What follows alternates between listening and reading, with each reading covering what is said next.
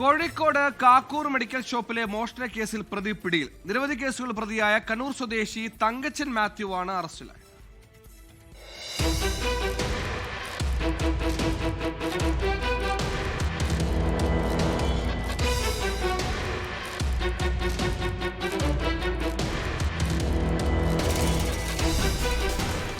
കാക്കൂർ അങ്ങാടിയിൽ പ്രവർത്തിക്കുന്ന public social welfare cooperative സൊസൈറ്റിക്ക് കീഴിലുള്ള കാക്കൂർ നീതി മെഡിക്കൽസിൽ ഒക്ടോബർ 13-നാണ് മോഷണം നടന്നത്.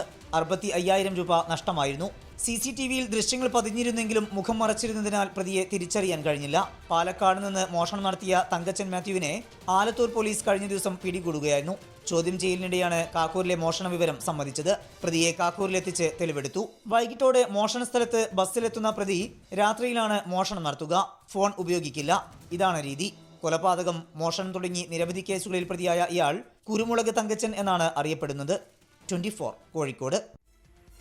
ലോകത്തെവിടെയായാലും ഏത് സമയത്തും 24 വാർത്തകളും ഓഗ്മെന്റഡ് റിയാലിറ്റി പാക്കേജുകളും എക്സ്പ്ലെയിനറുകളും വിശദമായി കാണാൻ ഞങ്ങളുടെ യൂട്യൂബ് ചാനൽ നിങ്ങൾക്ക് സബ്സ്ക്രൈബ് ചെയ്യാം.